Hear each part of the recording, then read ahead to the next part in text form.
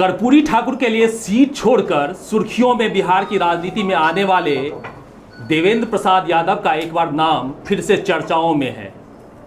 कई सारे बिंदुओं पे चर्चा होगी, लेकिन अभी फिलहाल जो चुनाव है एमएलसी का, उस पर सबसे अधिक चर्चा है। क्या लग रहा है सर, चुनाव को देखते हुए आपका इस पार्टी में आगमन हुआ है कुछ, या कुछ नई रणनीति लेके चुनाव लेके आए हैं? हमारा तो एक ही रणनीति है कि जो सामाजिक न्याय धर्मनिरपेक्ष वाली सबसे बड़ी धारा है राजद, उसमें वामपंथी का भी समर्थन है। तो इस हालात में इस धारा को हम कमज़ोर होना नहीं देख सकते हैं बाहर रहकर, इसीलिए हम इसमें आए हैं। इस धारा को मजबूत करेंगे। जो उस धारा से कई दबे कुचले शोषित पीड़ित, जो जननायक कर्पूरी ठाकुर के लिए हमने इस्तीफा दिया था, और जननायक कर्पूरी ठाकुर ने कहा था कि जो समाज के सबसे निचले तबके हैं, चाहे वो किसी बरादरी का हो, उनको मुख्य धारा में लाना है और जात से जमात की ओर जाना है। जाति तोड़ो जमात जोड़ो, ये संकल्प है। समाजवादी सिद्धांत यही है। समाजवाद का मतलब होता है हर तरह के गैर बराबरी के खिलाफ मुखालफत ही समाजवाद है। हम जननायक कर्पूरी ठाकुर 77 से यात्रा शुरू की है संसदीय जीवन में, आज 42 साल से ज़्यादा हो गया। लेकिन हमने कई धाराएं तो होती रहती है, बदलते रहता है, दल बदलते रहता है, बहुतों लोगों का बदला है। 7-7 लोग जो बड़े सियासत में बैठे हुए शीर्ष में, उनका भी दल बदला हुआ है। गिना दूँ मैं, जनता पार्टी से लेकर लोक दल से लेकर दलित मजदूर किसान पार्टी से लेकर जनता दल से लेकर जनता दल यूनाइटेड से लेकर समता पार्टी से लेकर, आप जोड़ लीजिए कौन नहीं दल बदला है। लेकिन मैं दिल नहीं बदला हूँ। संघर्ष का जो मेरा दिल है, जो मेरा संघर्ष का दिल है, जो मेरा त्याग करने का, क्योंकि पहले हम लोग बड़े थे, त्याग और संघर्ष से आगे बढ़ते थे। अब आजकल चीज़ें बदल गई है। राजनीति का मूल्य अब मूल्यन हो गया है, जनप्रतिनिधियों का भी अब मूल्यन हो गया है। अब जनप्रतिनिधियों का बहुत महत्व नहीं है, और यहाँ ब्यूरोक्रेसी हावी हो गया है। जनता है त्रस्त, अफसर है मस्त, ये इस राजपाट में। तो इन सारी चीज़ों को देखते हुए मैंने मन बनाया कि नहीं, इस धारा को मजबूत करके, चूँकि यह जो दल है इसमें A to Z का नारा दिया गया। वही बात जो हम लोग कहे थे, जात से चलो जमात की ओर, जो समाजवाद कर रहा था कि सबको जोड़ के चलो, इसीलिए हम लोग इस राह को मजबूत कर रहे हैं। आज देख सकते हैं इस दल का जो स्वरूप बना है, इसमें हर बरादरी के लोग अपना विश्वास जताने लगा है राजद में। चूँकि नेतृत्व जो तेजस्वी प्रसाद नया नेतृत्व आया है, नौजवान, ये बिहार का भविष्य हो सकता है। इनको मदद करने की ज़रूरत है। और मैं समझता हूँ जिस ढंग से जो सामाजिक न्याय धर्मनिरपेक्षता की ताकत है, उसको मजबूती देने में हमको पीछे नहीं रहना चाहिए। इसीलिए हमने यहाँ इस रणनीति के तहत मैं आया हूँ। मेरी कोई आकांक्षा नहीं है, मैं कुछ नहीं चाहता हूँ। मैं यही चाहता हूँ कि ये धारा मजबूत हो, ताकि इस धारा के छत्र छाया में गरीब लोगों का हक हकूक उनको महफूज रह सके, यही मेरा संकल्प। तो आज धारा की बात कर रहे हैं, लेकिन बीच में आपने पार्टी बदला, खुद की पार्टी बनाई, समाजवादी पार्टी। मैं तो कह रहा हूँ कि बहुत सारी पार्टी में नाम गिना दूं क्या, जदयू में भी जो शीर्ष में बैठे हुए लोग हैं। जदयू में मैं तब गया जब बीजेपी से वो अलग हुए थे 2014 में, याद रखिएगा। चुनाव में लड़ा जिसमें 3 पार्टी यहाँ लड़ी थी। बीजेपी यहाँ कामयाब हुई थी, चौधरी जी याद होगा, पार्लियामेंट में। लालू जी का भी खिलाफत किया था। हाँ, आरजेडी में। व्यक्ति का खिलाफ की जरूरत नहीं है। अब ये धारा की बात चल रही है, कब किसका कौन मतभेद हमारा रहा है, मैं इसको स्वीकार करता हूँ, आज ढक नहीं रहा हूँ। लेकिन कभी लालू जी से मनभेद नहीं रहा।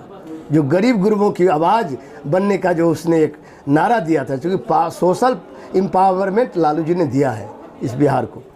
जो गरीब गुरबा था उनको मजबूत करने की कोशिश। तेजस्वी ज़्यादा मजबूती के साथ में धारा से जुड़े हैं। तेजस्वी अभी एक ऊर्जावान नौजवान है, उसमें क्वालिटी भी है, एबिलिटी भी है, क्षमता भी है और पर्सनैलिटी भी है।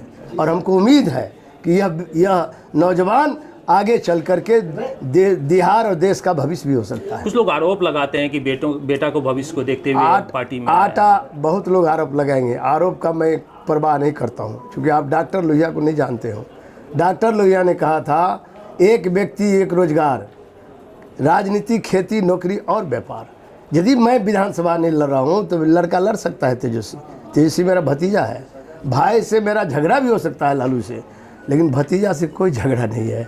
भाई भाई में तो झगड़ा होता है, अनबन भी हो जाता है, टाट लगा देता है लोग, भीन भी हो जाता है।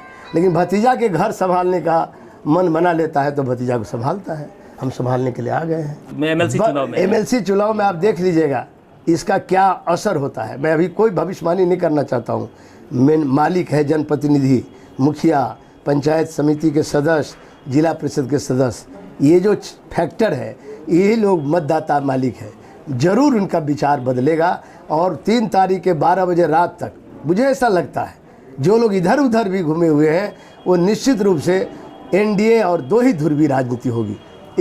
एक धुरी एनडीए रहेगा, दूसरा धुरी होगा राजद समर्थित उम्मीदवार और वामपंथी दलों का समर्थित उम्मीदवार। एक बड़ा एक चर्चा का विषय है और कई मंचों से भी, संजय झा के भी मंचों से सुने हैं, इसमें बड़े पैसे के खेल होते हैं और लगता है कि इसमें धुरी काम करेगा और कोई जो आपके जो समीकरण है वो काम करेगा। जब देश की राजनीति में क्या और चुनाव में पैसे के खेल नहीं होती है, मैं आपसे पूछना चाहता हूँ, चाहे वो विधानसभा हो चाहे पार्लियामेंट हो, सब में पैसे की खेल होती है। ये मैं स्वीकार करता हूँ। धन लगाओ धन पाओ, ये चल गया है राजनीति में। मैं मुझे दुख के साथ कहना चाहता हूँ क्योंकि मैंने कभी ये काम नहीं किया। मैं अपने बात चलने वाले, हाँ लोहिया, इसीलिए मैं अपनी बात कहना चाहता हूँ। डॉक्टर राम मनोहर लोहिया इतिहास में जो राह बताया है उसी राह के ऐतिहासिक फोर्स है राजद। उसी ऐतिहासिक फोर्स पे वामपंथी भी समाजवाद को मानता है। आप पता करिए, गांधी में भी गांधीवाद समाजवादी था। अटल बिहारी वाजपेयी जैसे नेता ने कहा था कि हम इस समाजवाद में नहीं, गांधीवादी समाजवाद में विश्वास करता हूँ। वो एक समय आया था। आज देखिए उनके पार्टी का एक चुना हुआ विधायक कहता है कि माइनॉरिटी के राइट को, वोटिंग राइट को ख़त्म किया जाए। मतलब संविधान का धज्जी उड़ा रहा है, संविधान को धाता बता रहा है। भाई संविधान होगा तो उसी से तो देश चलेगा। संविधान में हम बहुत लोगों का लहू लगा है। आज़ाद भारत का जो संविधान बना है, हमारे हजारों हजार स्वतंत्रता सेनानी का बलिदान है, खून लगा हुआ है।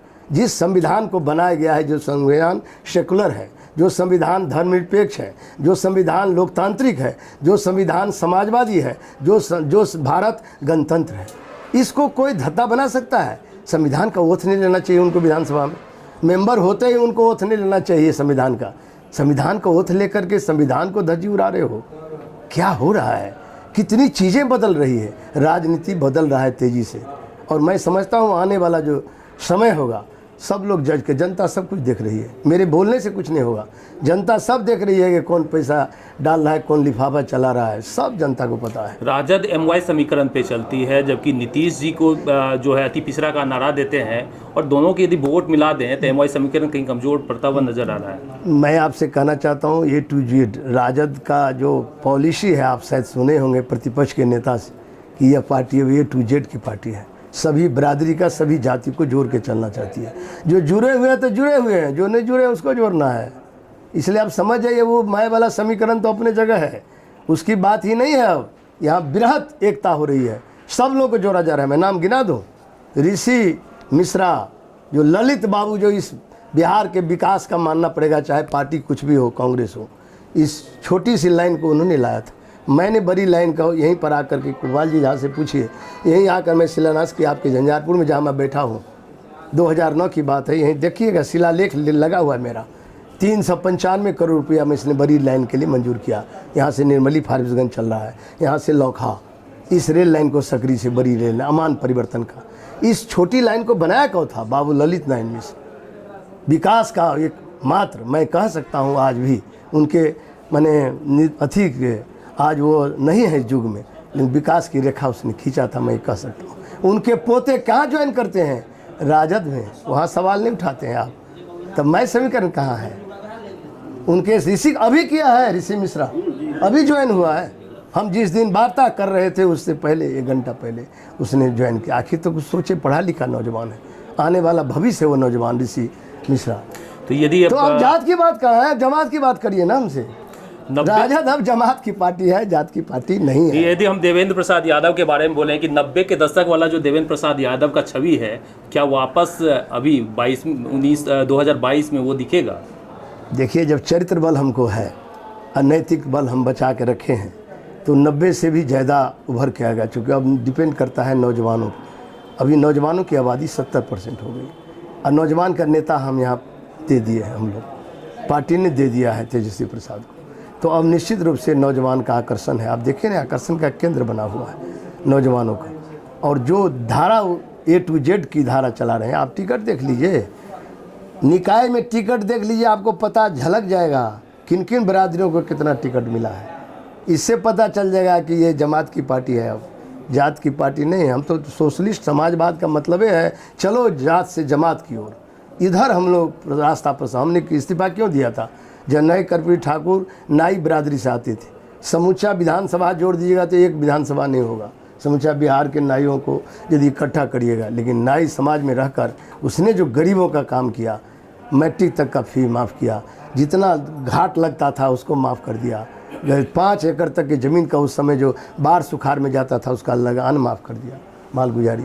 गरीब आदमी के कलम में मुझको मौका मिला 96 में, मैंने 2 रुपये किलो गेहूँ, 3 रुपये चावल, जो APL BPL कानून लागू किया, लक्षित सावनी वितरण प्रणाली। क्या इसमें ब्राह्मण हमारा पंडित को नहीं मिलेगा फ़ायदा जो गरीबी रेखा के नीचे है? क्या इसमें बाबू साहब हमारे राजपूत बरादरी के लोग को नहीं मिलेगा? क्या इसमें कैस्ट को नहीं मिलेगा? कोई बरादरी नहीं छूटा। एक कलम चलाए हैं हम जिसमें जात नहीं है, जमात है। गरीबी रेखा के नीचे जो भी जीवन बसर कर रहा है सब 36 करोड़ लोगों को दे रहे थे, आज उसी को केंद्र सरकार 80 करोड़ कर दिया, गरीबी रेखा का संख्या बढ़ा दिया। अरे संख्या विकास हो रहा है तो संख्या घटना चाहिए। विकास हो रहा है तो बढ़ कैसे गया गरीबी? क्योंकि उसी अनाज पर डिपेंड किया लोग। कोरोना में वरदान साबित हुआ मेरा योजना। मेरा योजना नहीं, कैबिनेट से पास हुआ योजना है। माननीय पूर्व प्रधानमंत्री देवगौड़ा जी के मंत्रिमंडल में कैबिनेट मिनिस्टर था, लेकिन मैं एक प्रस्ताव लाया। मेरे मन में बहुत था कि मिथिलांचल जब जाते हैं लोग देखते हैं कि भूखे से मर रहा है, तो किसी को अनाज नहीं मिलता है, तो किसी को, तो इससे मेरे दिमाग पर असर पड़ा। मैं कर्मी का साग भूज के खाते हुए देखा। कुपहा गांव है कोसी इलाके में, मैं वोट में गया था 96 में, तो उन्होंने मुझे आशीर्वाद दिया था। वो वोटर नहीं भी दे पाया होगा, उम्र दराज महिला थी। तो हमने कहा यदि मेरे हाथ में ताकत हो तो ये कर्मी का फूल तुमको उछलने का मौका छोड़ा देंगे। हम छोड़ा दिए, जाके मौका मिल गया। उनका आशीर्वाद था कि हम भोजन मंत्री बन गए, देश भर के खुराक मंत्री, देश भर का फूड मिनिस्टर हो गए। तो हमने ये कानून बनाया, इसमें 3 लाख मीट्रिक टन अनाज हर साल सरकार का लगता है। अभी भी इस सरकार के कैबिनेट में 32,500 करोड़ रुपये पर ईयर खर्च है प्रत्येक साल। चूँकि होता क्या है, मार्जिन मनी तो आप किसान को देवे कीजिएगा, अनाज लीजिएगा तो वो मार्जिन मनी 2 रुपया न लीजिएगा जनता से, शेष तो पैसा भारत सरकार देती है, भारत सरकार देती है इसमें टोटल। तो तेजस्वी के नेतृत्व में आगे काम करने का आपने सोचा? हमारा पूरा आशीर्वाद है तेजस्वी को। हमने पूरा आशीर्वाद, हमसे मांगा तो आशीर्वाद दिया। हम तो उदार आदमी है, जो कोई आशीर्वाद मान लेगा हम आशीर्वाद दे देंगे। क्योंकि तेजस्वी बढ़ता हुआ, ऐसा है कि भविष्य के लिए बढ़ता हुआ कदम उसका है, और वो पूरी तरह साफ है ईमान, बहुत प्रगतिशील नेतृत्व है वो इन सब झंझावात में नहीं पड़ने वाला है। जो पुराना जो आप कह रहे हैं जमाना था, होते रहते हैं, चीज़ें बदलती रहती है। आज आप चलिए किसी, आप ये इनको बदल दीजिए, आप मेरे नहीं छोड़ेंगे। मोहन चंद झा वकील है हमारा, बिरौल में नहीं बदल सकता है, रमेश झा नहीं बदल सकता है, ये आपको पाठक है यहीं इसी कथनिया का, पूछिए। विचार से मिलता है ना, हम सबको सम्मान देते हैं, वो भी हमको सम्मान देते हैं, बराबरी है। सम्मान उसी को दीजिए, जब आप सम्मान दीजिएगा तो वो भी आपको सम्मान देगा। ये तो परस्पर बात है। बड़ा सवाल उठाया है पूर्व सांसद देवेंद्र प्रसाद यादव ने कि अब चुनाव में पैसों का बड़ा खेल होने लगा है। MLC चुनाव ही नहीं, विधानसभा और लोकसभा में भी यह खेल होता है। चूँकि खुद लोहियावादी रहे हैं, लोहिया के सिद्धांतों पे चले हैं, तो उन्हें दुख होता है। देखते हैं राजनीतिक में कितना बदलाव कर पाते हैं, कितना दिखा पाते हैं मधुबनी को फिर से अपना दम, यह तो आने वाला वक्त बताएगा। फिलहाल दीजिए हमें इजाज़त।